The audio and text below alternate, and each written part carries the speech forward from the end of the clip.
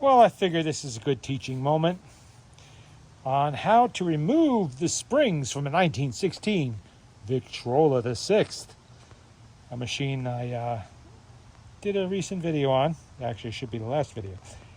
Anyway, typical.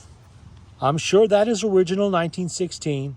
You can see all that gooped on black graphite grease in there. It's already started to migrate up my arm. Typical.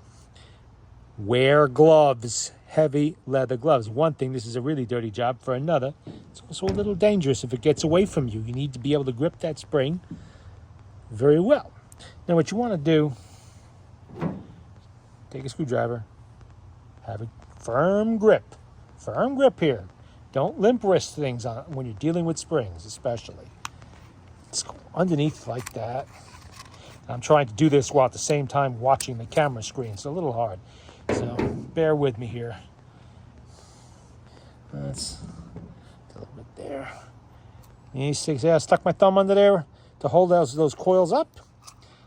All right, now I'm going to very firmly grip it like that, and I'm going to work my thumbs around like that. See, I'm holding it, and I'm just gripping it around, and I'm lifting the spring out of there. I am not letting the spring go. I'm not letting the barrel go. I'm keeping a firm grip on that barrel, and you see how my thumb is my other thumb in there is holding the coil of the spring as it comes out. That's very important. You want to be holding that coil of spring in there with at least one thumb. And this is not a very strong spring like some of them are. It's not a 17-foot spring. This is probably, well, it's definitely 1 inch wide. Should be about 9 feet long or so. There's two 1x9 springs in here, 1 inch by 9 foot springs in here.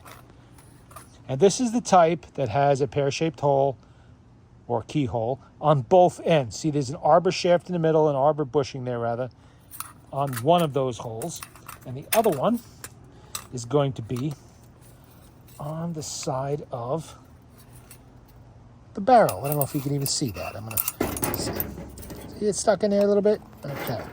Now, holding that barrel, holding the spring, I'm going to just push down like that and snap it out.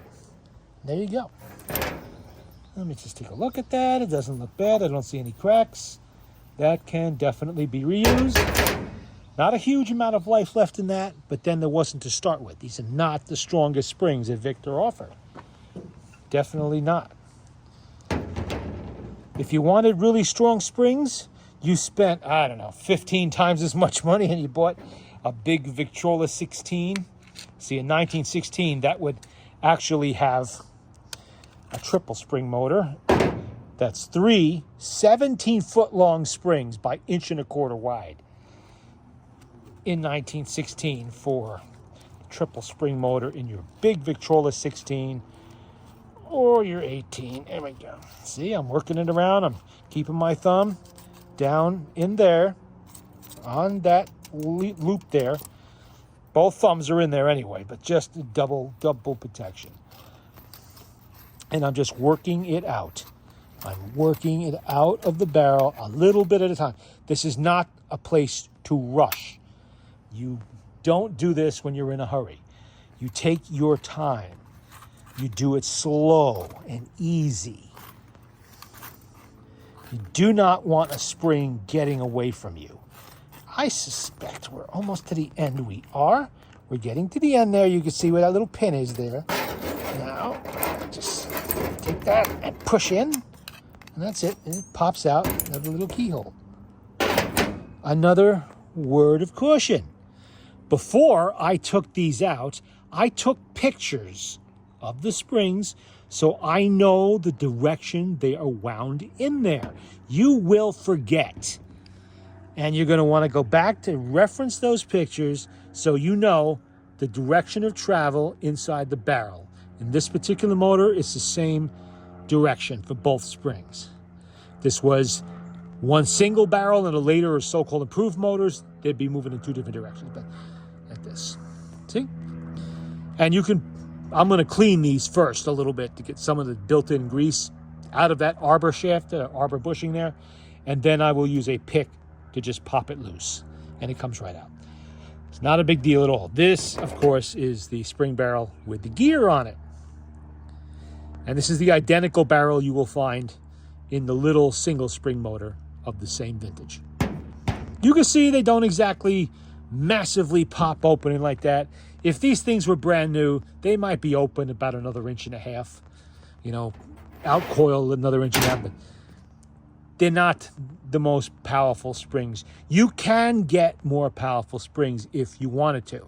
Like, for instance, the Victrola VI, you would find about a 12-foot spring in those. But I'm not worried about that. This is more than enough to play a couple of sides of, or just one side of a record. I don't care if it plays 2 sides of a record. One side of a record's fine if we got to crank it up again. I don't care. Because to put new springs in this machine would cost, let's see, approximately $55 a spring. So you're looking at $110 plus tax and shipping. Yeah, you could buy a whole machine for that kind of money, usually. So not going to do that here. I'm going to try to make it work with what is here.